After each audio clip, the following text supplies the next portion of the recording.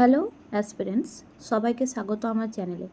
আপনি কি UGC net বা সেট ইংলিশ লিটারেচার পরীক্ষার প্রস্তুতি নিচ্ছেন আর প্রিভিয়াস ইয়ার কোয়েশ্চেন সলভ করতে গিয়ে বুঝতে পারছেন না ঠিক কোন স্ট্র্যাটেজি ফলো করবেন? তাহলে আজকের এই ভিডিওটি একদম আপনারই জন্য। আমরা সবাই জানি ইউজিসি নেটের মতো কঠিন পরীক্ষায় সফল হওয়া সবচেয়ে বড় চাবিকাঠি হলো কি PYQ। কিন্তু শুধু উত্তর মুখস্থ করলেই কি কাজ হয়? না, একদমই না। কেন? কারণ একটা প্রশ্নের পেছনে লুকিয়ে থাকে 4টা অপশান, আর সেই 4টে অপশান থেকে আগামী পরীক্ষায় আসতে পারে আরও নতুন 4টি প্রশ্ন। আর ঠিক এই জায়গাতেই আমাদের এই চ্যানেল আজকে আপনাকে সাহায্য করবে। আজকের ভিডিওতে শুধু আমরা প্রশ্নের উত্তর খুঁজব না, বরং আমরা কি করব, প্রতিটি প্রশ্নের গভীরে গিয়ে ইন ডেপথ অ্যানালাইসিস করব এবং অপশানগুলোর পেছনে থাকা যে কোর কনসেপ্টস এবং থিওরিগুলি সহজ ভাষায় শিখব। ঠিক আছে? তো সবচেয়ে গুরুত্বপূর্ণ, পরীক্ষার হলে কিভাবে এলিমিনেশন মেথড ব্যবহার করে সঠিক উত্তর বেছে নিতে হয় সেই ট্রিক্স এবং শর্টকাটও আলোচনা করব। তো ব্রিটিশ লিটারেচার থেকে শুরু করে যেমন পোস্ট কলোনিয়ালিজম, কালচারাল স্টাডিজ কিংবা লিটারেরি ক্রিটিসিজম, সবচেয়ে কঠিন যে টপিকগুলো আমরা গল্পের মতো করে সহজ করে আলোচনা করব এই সিরিজে। তাই আপনি যদি সেলফ স্টাডি করছেন বা রিভিশন দিচ্ছেন, এই ক্লাসগুলো আপনার কনফিডেন্সকে অনেকটাই বাড়িয়ে দেবে। তাই আর দেরি না করে খাতা পেন নিয়ে তৈরি হয়ে যান। চ্যানেলে নতুন হয়ে থাকলে এখনই সাবস্ক্রাইব করে বেল আইকনটি প্রেস করে রাখুন, যাতে একটাও গুরুত্বপূর্ণ ক্লাস মিস না হয়। চলুন শুরু করা যাক আজকের আলোচনা। Let's crack UGC net English together. So যে ফার্স্ট কোয়েশ্চেন তোমরা স্ক্রিনে দেখতে পাচ্ছ, সেটা হচ্ছে which of the following explains the difference between conceptual research and empirical research. তো চলো প্রথমে আমরা অপশনগুলো দেখে নিই। কি বলছে? The former of the two is related to some abstract ideas or theory, and the later relies on experiences and observation alone. The former of the two, former মানে আগেটা, conceptual research এর কথা বলছে, ওকে, is based on the measurement of quantity or amount, and the later is concerned with qualitative ফিনোমেনা। তো অপশনগুলো বলছি আমি, তারপরে conceptual research কি এবং এম্পেরিক্যাল রিসার্চ কি আমি বলবো। দেন অপশন সি আমরা দেখতে পাচ্ছি যে the former of the two includes surveys or fact-finding inquiries, and the later uses circle evaluations of the material. And option D তে আমরা দেখতে পাচ্ছি the former aims at finding solution for an immediate problem, and the latter concerned mainly with generalization and formula of theory. আশা করি তোমরা অপশনগুলো ভালো করে পড়ে নিয়েছো। এবার চলো আমি তোমাদের বলে দিই যে কনসেপচুয়াল রিসার্চ কি। আসলে কনসেপচুয়াল যে রিসার্চ, সেটা হচ্ছে এক ধরনের অ্যাবস্ট্রাক্ট আইডিয়া বা থিওরি। কিন্তু এম্পিরিক্যাল রিসার্চ এটা হচ্ছে এক ধরনের এক্সপিরিয়েন্স বা অবজারভেশন। ঠিক আছে? এবং কনসেপচুয়াল রিসার্চ কী করে, একটা অ্যাবস্ট্রাক্ট কনসেপ্ট বা আইডিয়ার সাথে রিলেট করে, আর এটাতে কোনো প্র্যাকটিক্যাল এক্সপেরিমেন্টেশন থাকে না। কিন্তু যে এম্পিরিক্যাল রিসার্চ থাকে, এটা কি, এটা হচ্ছে এক ধরনের স্টাডি যেখানে কনক্লুশনগুলো এক্সক্লুসিভলি ডিরাইভড হয়, মানে কনক্লুশনগুলো বেরিয়ে আসে কনক্রিট ধারণা থেকে, মূর্ত ধারণা থেকে বেরিয়ে আসে, এবং ভেরিয়েবল এভিডেন্স থাকে। তো এই অনুযায়ী আমরা দেখতে পাচ্ছি যে অপশন এটা হচ্ছে রাইট অ্যান্সার। কেন? কারণ কনসেপচুয়াল আমরা জানি, conceptual research related to some abstract idea or theory, এবং যে এম্পিরিক্যাল রিসার্চ সেইটা হচ্ছে কি এক্সপিরিয়েন্স এবং অবজারভেশনের মাধ্যমে এম্পিরিক্যাল রিসার্চ হয়। চলো এবার আমরা নেক্সট কোয়েশ্চেন দেখব। নেক্সট কোয়েশ্চেন হচ্ছে who among the following was not recognized as a major dialogue of Plato. তো এখানে প্লেটোর কিছু ডায়লগ দিয়েছে। এবার এর মধ্যে কোনটা প্লেটোর নয় ডায়লগ, সেটা তোমাদেরকে বলতে হবে। তো আমরা জানি ক্রিটো, সিম্পোজিয়াম, ফেডো, এই তিনটাই হচ্ছে প্লেটোর ডায়লগ। তো নেক্সট যে পাচ্ছে ডি, অপশন ডি টা মেটাফিজিক্স, এটা প্লেটোর নয়। কেন? কারণ এইটা বলেছিল কে, ওই মেটাফিজিক্স জন ড্রাইডেন ইউজ করেছিল এই ওয়ার্ডটা। কোথায়? তার যে ডিসকোর্স কনসার্নিং স্যাটায়ার, সেখানে জন ড্রাইডেন বলেছিল যে জন ডান, কি বলেছিল? জন ডান in his poetry affects the metaphysics. Okay, so right option would be D. Next আমরা 3 নম্বর কোয়েশ্চেনে চলে যাই। 3 নম্বর কোয়েশ্চেন হচ্ছে which of the following is the first novel by Beryl Bainbridge. তো আগে বলে দিই বেরিল ব্রেইনব্রিজ এর ফুল নেম হচ্ছে Dame Beryl Margaret Bainbridge. Born in 1932 and died in 2010, and she was an English novelist. Okay, she wrote many novels. So here এখানে আমরা দেখতে পাচ্ছি 4টা অপশান দেওয়া আছে। তো এখানে দেখো দ্য বটল ফ্যাক্টরি আউটিং, এটা কি তার লেখা? না। তারপর আমরা কি দেখতে পাচ্ছি? এ উইকেন্ড উইথ ক্লড। তারপর হচ্ছে হ্যাড ইট সেইড, ফিল দিয়ে লুক্রিস। তো এখানে যে অপশান বি সেইটা হচ্ছে বেরিল ব্রেইন ব্রিজের লেখা। তো এখানে দেখো তোমরা দেখতে পাবে যে বেরিল ব্রেইন ব্রিজ তার ফার্স্ট নভেল ছিল a weekend with Claud. Next আমরা তার আরও অন্য এক নভেল পাবো, যেমন another part of the wood, had it said. Next হচ্ছে an awful big adventure master George. এগুলো বেরিল ব্রেইনব্রিজের লেখা, কিন্তু কোয়েশ্চেনে কী ছিল? First novel written by Beryl Bainbridge. তো তার ফার্স্ট নোভেল হচ্ছে a weekend with Claud. Next 4 number question, who among the following has written Lear. তো তোমরা জানো সবাই লেয়ার, এটা হচ্ছে শেক্সপিয়ারের কিং লেয়ার, শেক্সপিয়ারের ফেমাস ট্র্যাজেডি কিং লেয়ারের অ্যাডাপ্টেশন। আর এইটা কে লিখেছে? গেস করো তোমরা সবাই। দেখো অপশন এ এডওয়ার্ড বর্ন হবে। আচ্ছা, রেখে দিচ্ছি অপশনটাকে। নেক্সট হচ্ছে আর্থার মিলার হবে না, ভার্জিনিয়া উলফ হবে না। তো আমরা এ এবং সি এর মধ্যে স্টিভেন বারকফ কনফিউশন হচ্ছে। তো এখানে দেখো স্টিভেন বারকফ তো হবেই না, কারণ যে এডওয়ার্ড বর্ন সে হচ্ছে কি ড্রামাটিস্ট, তাই জন্য এখানে আনসারটা হয়ে যাবে এডওয়ার্ড বর্ন। ঠিক আছে, তো অপশন এ হচ্ছে রাইট আনসার। দেখো কিং লেয়ার যে শেক্সপিয়ারের যে কিং লেয়ার তারই অ্যাডাপ্টেড ভার্সন লিখেছিল কে? Edward born. আর এটা হচ্ছে 1971 সালের একটা 3 অ্যাক্ট প্লে। ব্রিটিশ ড্রামাটিস্ট এই এডওয়ার্ড বর্ন। নেক্সট আমরা চলে যাচ্ছি নেক্সট কোয়েশ্চেনে। নেক্সট কোয়েশ্চেন হচ্ছে, দেখো না এখানে ম্যাচিং দিয়েছে। কি বলছে? একদিকে রাইটার্সদের ম্যাচিং দিয়েছে আর একদিকে ওই তাদের ওয়ার্ক। তো এখানে দেখো কে কে আছে? প্রতাপ শর্মা, আসিফ কারিম বয়, গুরুচরণ দাস, নিজম ইজিকেল। আর এই সাইডে ওয়ার্কে লেখা আছে স্লিপ ওয়াকার্স, মীরা, আর touch of brightness, the hungry ones. তো এখানে দেখো নিজম ইজিকেল আমাদের পরিচিত রাইটার, গুরুচরণ দাস সেও আমাদের পরিচিত রাইটার। তো এখানে আমরা জানি সবাই যে স্লিপ ওয়াকার্স কে লিখেছিল? Nissim Ezekiel. Sleep walkers written by Nissim Ezekiel. এখানে কি পাবো আমরা?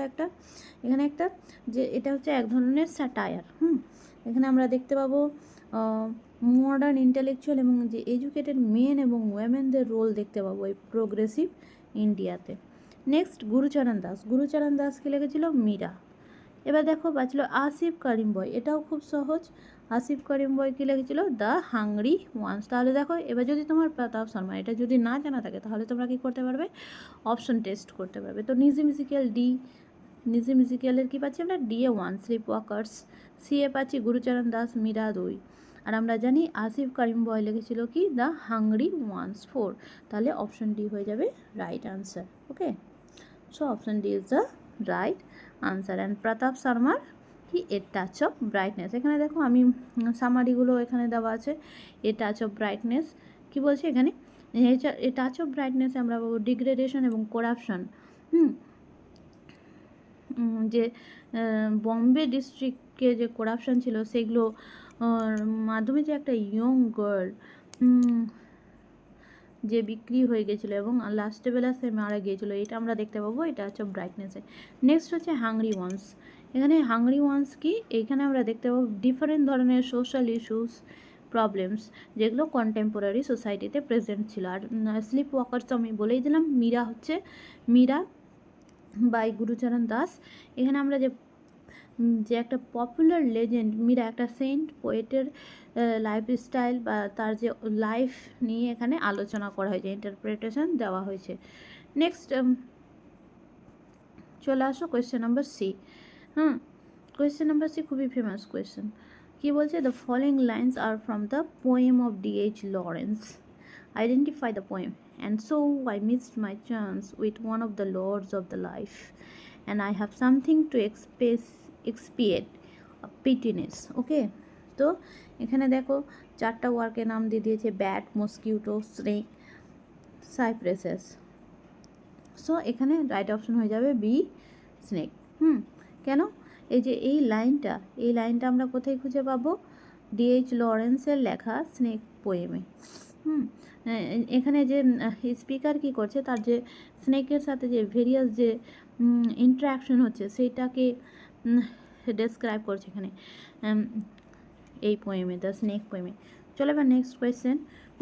হু among the following was a famous diarist, and who among the following was famous as a diarist? So আমরা এই জন ইভলিনকে পাবো, যে হচ্ছে ফেমাস ডায়েরিস্ট, ইংলিশ রাইটার, তারপরে land owner, gardener, courtier, minor government অফিসিয়ালও ছিল। সে কী করতো? ডায়েরি লিখতো, এবং তার 30টা বই পাওয়া যাবে ফাইন আর্টসের উপরে, রিলিজিয়াস টপিক্সের উপরে। আর তার যে ডায়েরিতে আমরা কি পাবো? তার লাইফ সম্পর্কে, তারপরে যে সোসাইটির যে বিভিন্ন ধরনের কালচারাল, রিলিজিয়াস, পলিটিক্যাল যে ইনসিডেন্ট, সেগুলো সম্পর্কে ইনভ্যালুয়েবল সোর্স পাওয়া যায় তার ডায়েরিতে। নেক্সট আমরা question number 8। Penguin books were prosecuted for obscenity and later acquitted for publishing a novel, D.H. Lawrence says, that makes a frank description of sex and an uncompromising use of 4-letter words. Which of the following is the title of the novel? তো যে obscenity সেটা বাদ দিয়ে বই প্রকাশ করতো penguin, কিন্তু D.H. লরেন্সের একটা ওয়ার্ককে তারা প্রকাশ করেছিল, যেখানে আমরা কি পাবো? সেন্সুয়ালিটি পাবো, obscenity পাবো। হ্যাঁ, তো সেই লেখাটা হচ্ছে কি? অপশন দেখে নাও তোমরা: sons and lovers, the white peacock, the lady Chatterley's lover, women in love. তো এখানে রাইট অপশন হয়ে যাচ্ছে সি, লেডি চ্যাটারলেস ওয়াইফ। আমরা সবাই জানি lady Chatterley's wife last novel by D.H. Lawrence. আর এই নোভেলে আমরা কি পাবো? কোনি রেড বলে একটা ক্যারেক্টার পাবো, ফিমেল ক্যারেক্টার বা প্রোটাগনিস্ট, আর তার lover model, with whom she physically intimated, and why? Because to have physical pleasure, because her husband, কেননা সে একটা শারীরিক যে সুখ চেয়েছিল তার ওই লাভার মেলোর্সের কাছ থেকে। কেন? তার স্বামী, তার হাজব্যান্ড যে ছিল প্যারালাইজড, এই কোমর থেকে পা পর্যন্ত যুদ্ধে সে লড়াইয়ের জন্য সে প্যারালাইজড হয়ে গেছিলো। তো অপশন সি হচ্ছে রাইট অ্যান্সার, লেডি চ্যাটারলেস লাভার। এটা হচ্ছে D.H. লরেন্সের লাস্ট নোভেল, ঠিক আছে।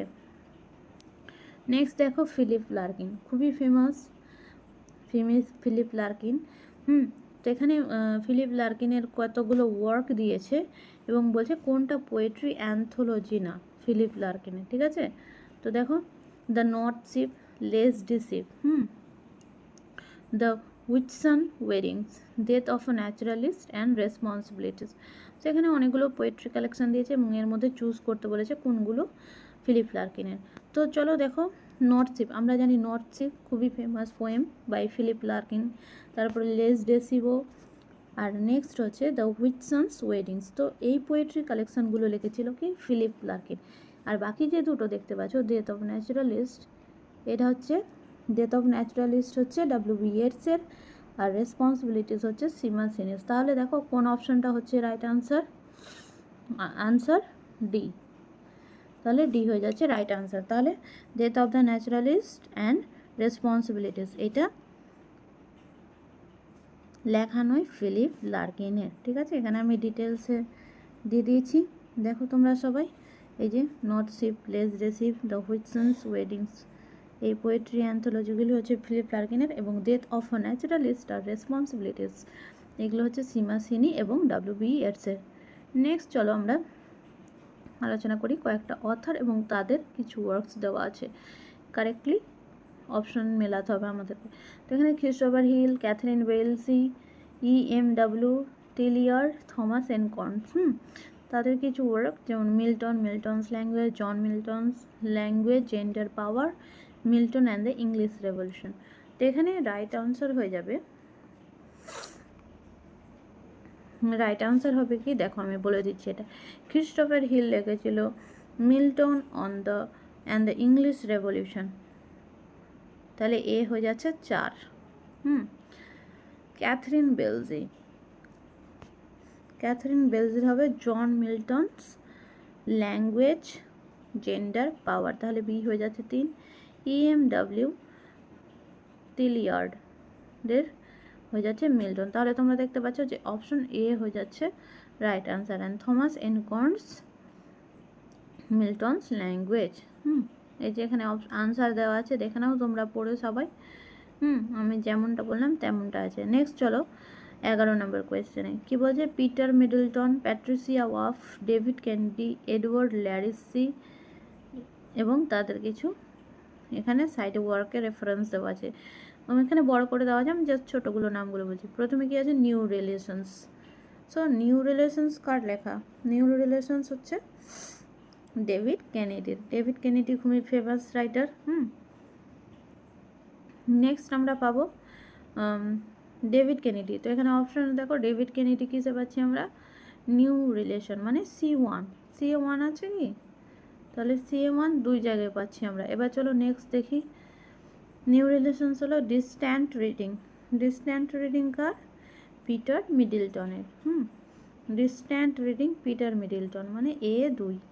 দেখো A2 এক জায়গায় আছে, তাহলে লাস্ট শেষ অপশন হয়ে যাবে কি? রাইট অপশন হবে হ্যাঁ সি, রাইট অপশন সি। 2, 4, 1, 3। এইগুলোর সামারি পড়ার দরকার নেই, জাস্ট নামগুলোই জেনে রাখবে এই ওয়ার্ডগুলোর। নেক্সট ম্যাকাউলেস মিনিটস 1835, খুবই ফেমাস। ইন্ডিয়ান এডুকেশন ইমপ্রুভমেন্ট করার জন্য। এখানে দেখো ম্যাকাউলে মিনিটের উপরে 4টা অপশন দিয়েছে। Class of people Eurasian by blood but European by taste, হবে এটা না। A class of people Indian by blood but English by taste, এটা মনে হচ্ছে, কিন্তু দেখো নেক্সট অপশনগুলো পড়ি। A class of people Indian by blood but multi national in identity না। A class of people European by blood but orient by taste, এটাও হবে না। তাহলে অপশন বি হচ্ছে right answer. Option B is the right answer. Option B এ কী বলেছে যে এখানে বলেছে এ ক্লাস অফ পিপল, দেখো Indian by blood but English by test.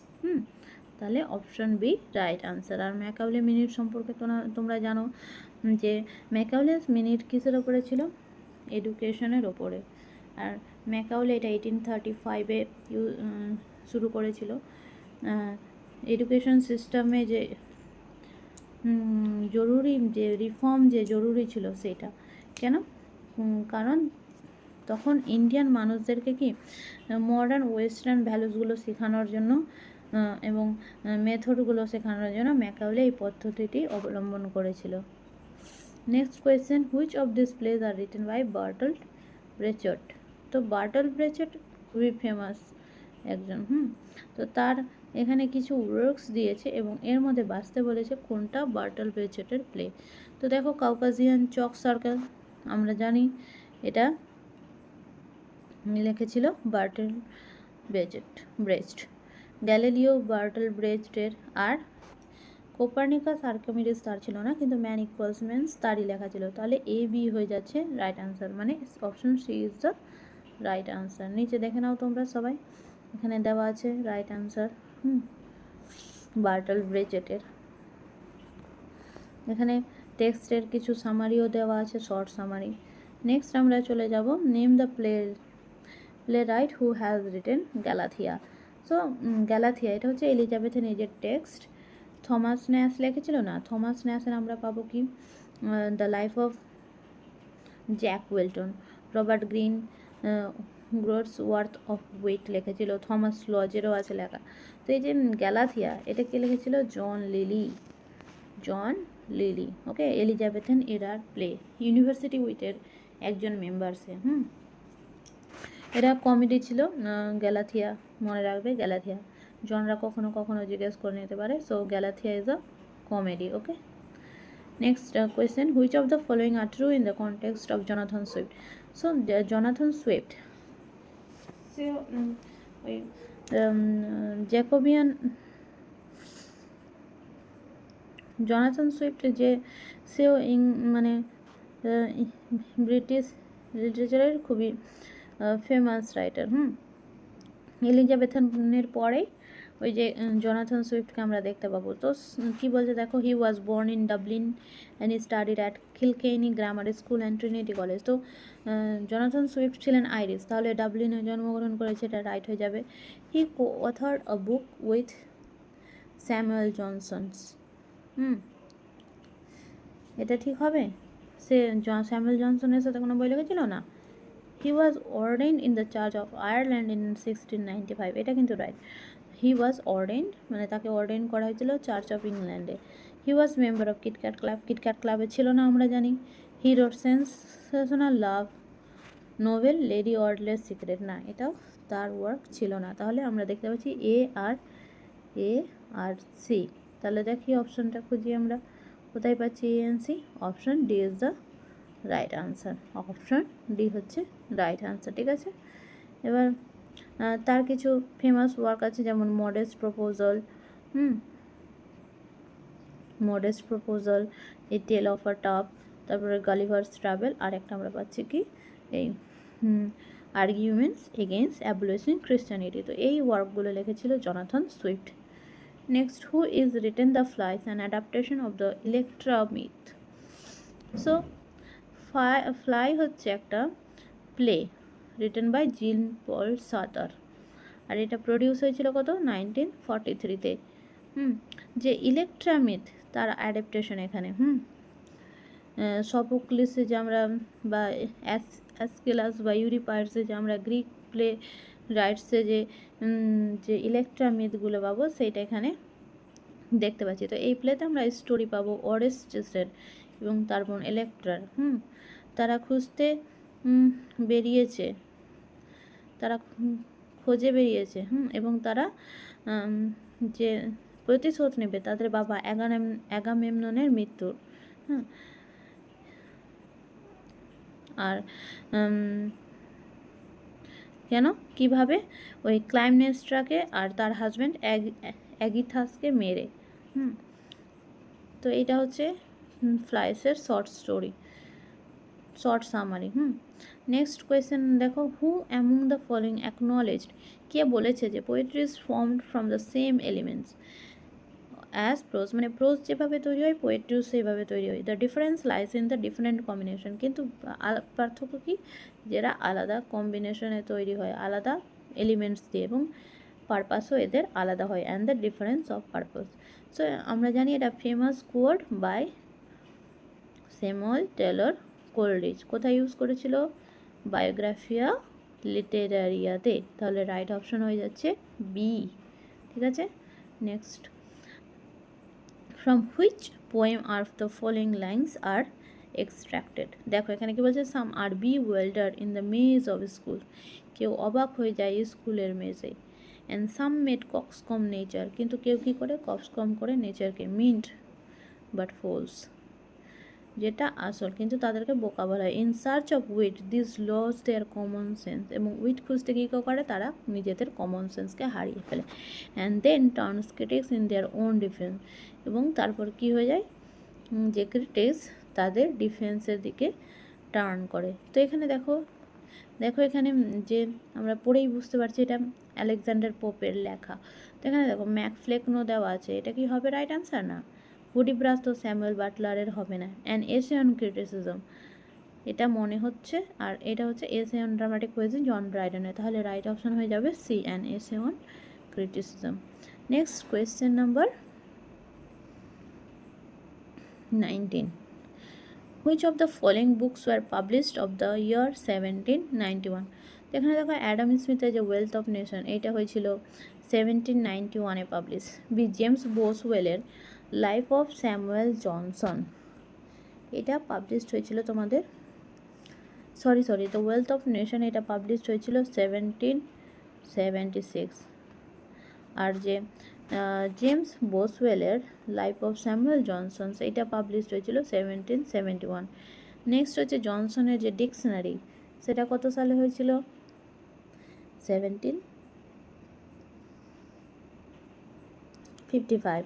আর বার্কসের যে thought on the cause of the present discontents 1770-তে। আর থমাস পেইনের রাইটস অফ ম্যান এইটা 1791-এ। তাহলে আমরা দেখতে পাচ্ছি বি আর ই হচ্ছে অপশন। তাহলে বি আর ই কোথায় আছে? Option B. তাহলে অপশন বি হয়ে যাবে রাইট আনসার। নেক্সট 20,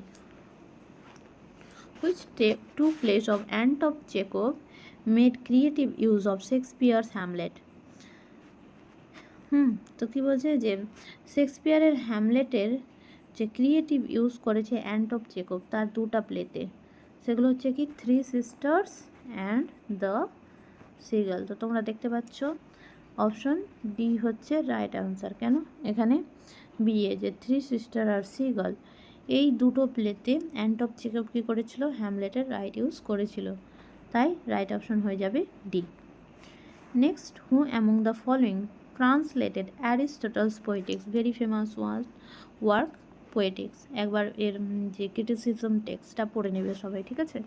খুবই খুবই খুবই ফেমাস ওয়ার্ক। তো এটাকে ল্যাটিনে কে ট্রান্সলেট করেছিল? সো যে Giorgio Valla from a Greek manuscript, সে ট্রান্সলেট করেছিল অ্যারিস্টটলের পোয়েটিক্সকে। তাহলে অপশন এ হয়ে যাবে right answer. Next, which poem have not been composed by Adrienne Rich? দেখো এখানে কি দিয়েছে? Driving into the wreck. Next হয়ে যাচ্ছে ট্রান্সেন্ডেন্টাল ইটিউড। নেক্সট আছে snapshots of a daughter in ল।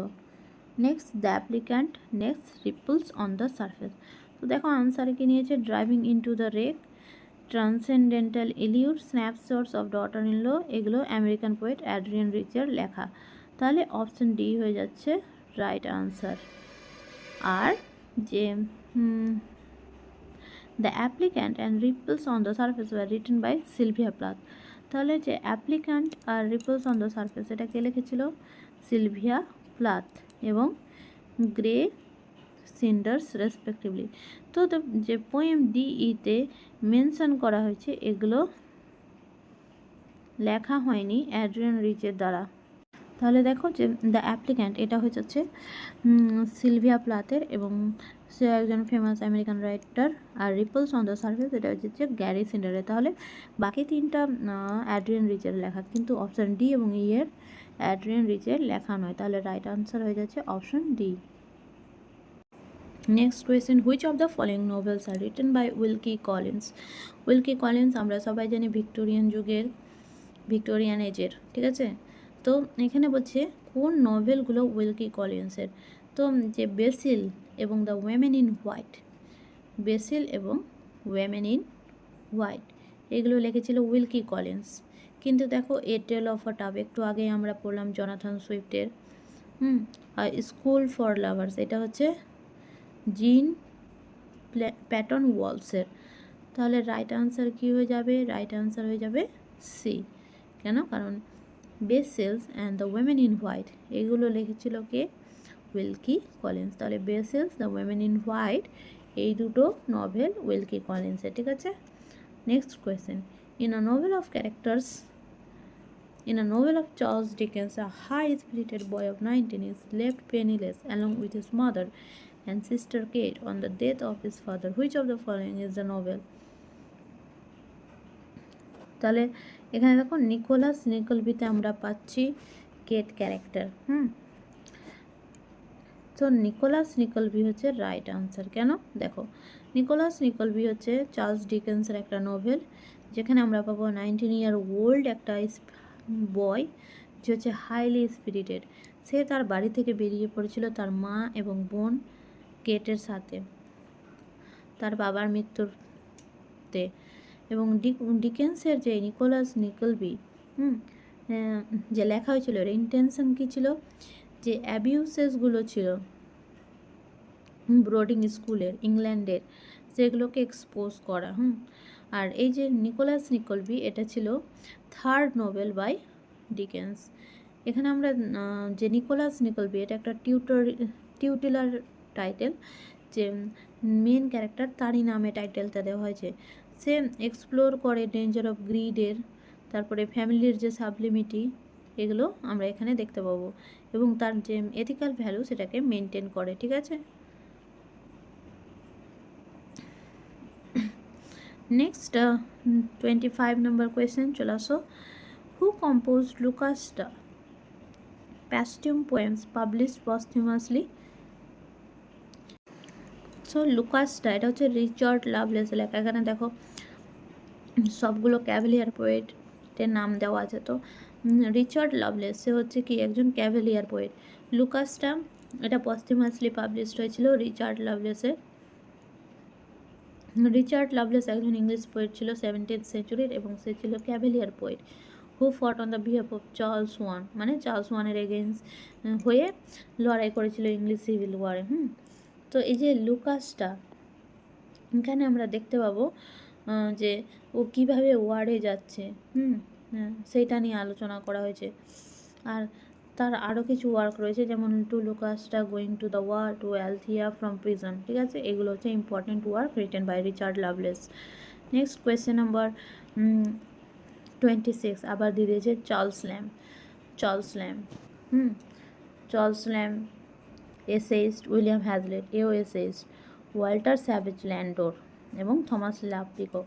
তাহলে এখানে কিছু ইম্পর্টেন্ট ফিচার্স তাদের সাথে জড়িত ফিচার্সগুলো দিয়েছে। যেমন দেখো ইম্যাজিনারি কনভারসেশন, এটা হচ্ছে কিন্তু ওয়াল্টার স্যাভেজ ল্যান্ডোরের। আর যে এই যে celebrated prose work by Walter Savage ল্যান্ডোরের। নেক্সট আমরা পাচ্ছি specimen of English dramatic poets who lived about the time of Shakespeare. এইটা হয়ে যাচ্ছে উইলিয়াম হ্যাজলিটের specimen of the English dramatic poets, এটা হয়ে যাচ্ছে চার্লস ল্যামের। আর next characters of Shakespeare's plays, এটা হয়ে যাচ্ছে উইলিয়াম হ্যাজলিটের। তাহলে লাস্ট বাচ্ছে কি থমাস লাভ পিককের গ্যারিল গ্রেঞ্জ। তাহলে দেখো অপশনটা ডিএচআর একটাতেই আছে, তাহলে না দুটোতে আছে। অপশন সি হয়ে যাচ্ছে লাস্ট, অপশন সি হয়ে যাচ্ছে right answer. Next, who among the following as the proprietor of the Rose Theatre, মানে কে রোজ থিয়েটারের প্রোপ্রিয়েটর ছিল এবং রিপেয়ার করেছিল এটাকে 1592 এবং 1595, এবং স্পেন্ড করেছিল substantial sums on renovating and expanding his theatre, মানে কিছু টাকা ব্যয় করেছিল তার এই যে রিনোভেট করার জন্য এই রোজ থিয়েটারকে। তো আনসার দেখো রোজ থিয়েটার বিল্ড হয়েছিল কিন্তু 1587-এ।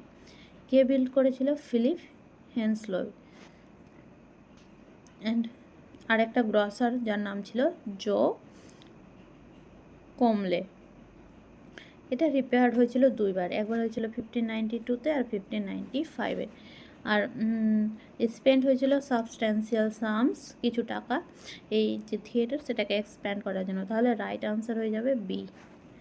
Next, arrange the chronological sequence in which the following works are were publish. তো ক্রোনোলজি দিয়ে দিয়েছে এখানে কিছু ওয়ার্ক, যেমন দেখো tale of two cities written by Charles Dickens, Jane Eyre, Charlotte Bronte, Middlemarch, George Eliot, Newcomes and the return of the native. তো এখানে যে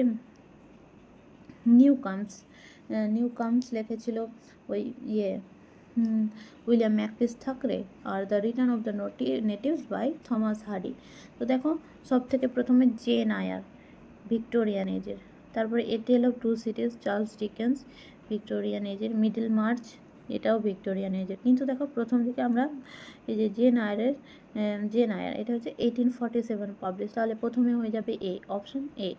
তাহলে দেখো অপশন এ দুটোতে আছে। নেক্সট, আর টেল অফ টু সিটিজ হবে না, কারণ এগুলো শেষের দিকের লেখা, এগুলো চার্লস ডিকেন্সের লেখা।